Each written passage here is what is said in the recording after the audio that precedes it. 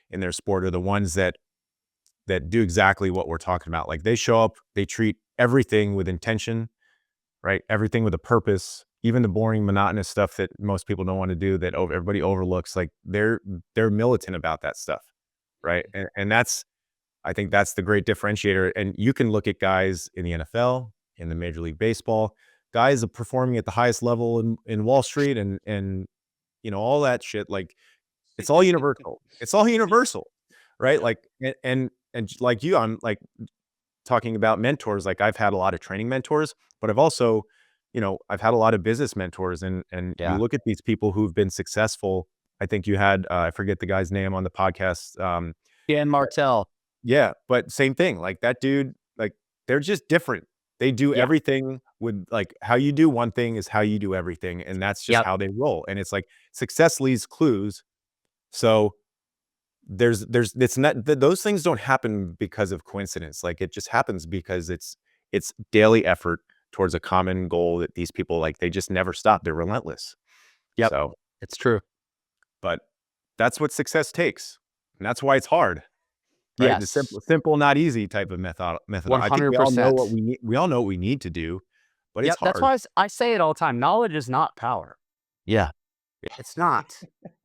Knowledge, if knowledge for power, we wouldn't have jobs. You know, Yes. Oh, everyone 100%. kind of understands what it Yes. is that needs Oh, to be done, absolutely. right? Yeah. Yeah. Knowledge is not power. Knowledge, Yeah. knowledge, knowledge is like the doorstep to power. Action, quite literally in this analogy, turning the doorknob and walking through, taking the steps of the knowledge, the next indicated action. That's power. Is taking that knowledge and being able to say, "I'm doing it. I'm fucking doing it." Yeah, that's power, man. Love it. Love it. Well, we touched training. We touched on your past. I love. I want to like close. Like you're. It seems like you got a lot of great things in the mix. What do you think is next for you and your evolution as a coach, content creator? Which is crazy to say. Like as did you ever think like a year ago that would be one of the roles you'd be playing? Well, I'm glad you said that. Forgive me. I'm putting my phone on the charger here. I don't want to die mid conversation with you. Um, at the beginning of the show, I said I referred to myself as a podcaster. I referred to us as, and I was like, that's the first time I've ever done that. But no, dude, um, as content creator, anything outside of coach, you know, was like not my expectation when I started this coaching thing. Yeah. Um, but certainly now, I embrace those things and they're fun and they're challenging and they're new, Yes. and there is something that those things give me that, um, you know, that I maybe am not necessarily receiving from coaching. And I think the big thing is novelty. You know, Yeah. like I've been coaching and training people for a while now, and I'm learning new stuff, and I love the relationships I built, but it's not brand new. It's not brand new, and I'm able to remain curious because I love it, but it's not. But I'm not curious because it's like it's like a brand new world or something. Whereas like with the content creating and particularly the podcasts, these are things that I know I don't have a grasp on. Like I'm still step one of the bell curve. You know what I mean? And it's fun and exciting. And it's, don't get me wrong, it's hard fucking work, but Yeah. um, but challenging in a new and a different way. And I don't know about you, but I'm the kind of person. It doesn't matter how much I love something. If I only do that thing, I get resentful. I get kind of miserable. And so having these other outlets to kind of pursue and like achieve and set new goals and see if I can accomplish them and just having other challenges in other areas of my life, Yeah. um, it actually takes a bit of the pressure off of training and some of the focus off of training so that when I am doing it, I'm excited Yeah. to be there, and like I'm pumped, and like, I'm able to, I've said this a bunch in this show, but show up the version of myself that I want to be when I get the opportunity to do those things. Um, Yeah. yeah, yeah. And then Yeah. what Do was you the feel like, question you asked me? What's next, huh? yeah, I mean, well, before we go to that, do you feel like it's because maybe I can kind of resonate with that because I'm the same way. Like I love coaching. I've been doing it for a long time, and I still like look. I own a business, and I don't have to coach if I don't want to, but I still love it because of the relationships I've built. And to me, it's like it's my opportunity to continue to positively impact kids. Right? They Totally. need good male role models, and I feel like I've always done a good job at that. But I also like being in like almost like a beginner's mindset, right? In certain situations where like I have to figure shit out and I have to be like really present. And I think that's where we expand both in our capabilities, but like for me, it challenges me mentally, right? Yes. Um and then the least of which get to meet great people like you and continue to build our network. Like I think that's really important too. Yeah. Um but yeah, I can definitely resonate with that. But yeah, so what is next? What do you think you know, Well, given all the roles that you're chasing right now? I'm having I'm having the most fun right now with the podcast. Love Um, it. and because it's the most challenging for sure, just like scheduling people and sponsors and just the amount of time it takes, it just takes time. There's no way around it. Um, and it's so um yeah, I'm still learning so much. I know that I don't know like I hope this time next year I look back, I'm like, Jesus, how did I ever make it? You know what I mean? Um but yeah, but it's also growing, and so it's exciting, and I'm kind of in this place of like, how far can we take this thing? Like where can I get it? Yeah. And that's exciting to me, man. Um, Yep. on the training side of things, um, next year I've got some stuff on the horizon I can't overshare about potentially getting some combine stuff happening um back here in Austin, Texas, Nice. um which is exciting. Yeah. um Great place to be. and Awesome. Great spot. oh man, it's great. Yeah, I'm so excited for NFL off season. I'm saying that now. Check in with me in 2 months. I'm Yeah. ground to a pulp. Yes. I've Yeah, and been there. I'm nonverbal when I get home. Um, yeah. So and yeah, in the immediate future, I have NFL off season coming up, which is a grind. And then the summers, and I'm sure you can relate to this. All kids are out of school. I've got an influx of kids back from college, and so actually, like that May to September, it's a grind. And at least here in Austin, Texas, by September and October, really mid October, the in-person training just Yeah. declines by 60%, and at that time, I'm like, "Thank God."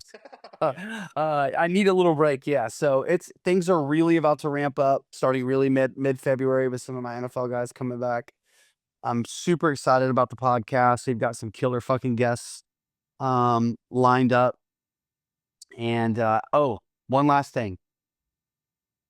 I think Zach and I are going to do a Coach 'em Up seminar, Love it. hopefully this year. Um, and we're gonna have some speakers. I want it to be like a mix of speakers and practical. So like you can go and listen to, someone like Donnie Mabe speak, and then the facility we would do it at, you could go right outside, and maybe you could go do a practical speed training session. Like bring your cleats, get out there and have someone like the incredible CC Murray take all these coaches through a legitimate acceleration workout. Maybe not max velocity. We don't need any pulled hamstrings or No, popped we don't want that. Achilles, old strength coaches out there. Yep. But you know what I mean? I want to make it equal parts sort of whiteboard educational, and then give people also the option to engage in the most physical way of possible, which is by doing the workouts and get vendors and get like cold plunge tubs out there and, lots of good barbecue. So I kind of have it in my brain, like what I see it can be. And so that'll be a challenge actually executing on that because it's a lot. So, Yeah, those are no small feats for sure. yeah, no Well, doubt. I love it. I love it. Yeah, this has been awesome, Tim. I really appreciate the time. I know you got a busy schedule, and but it means a lot that you're able to spend some time. Really love chatting up with you and um, learn about your experience and just your way of coaching. But yeah, if you're a coach or just an athlete as well, like check out their podcast, Coach 'em Up podcast. Anything else you want to share with us before we part? No, nothing that comes to mind. I appreciate you having me on, and it's always great to connect and yap with other coaches, and I love doing this. So thank you for having me. Thank you for asking me. Yeah, absolutely. Well, thanks, Tim. Thank you.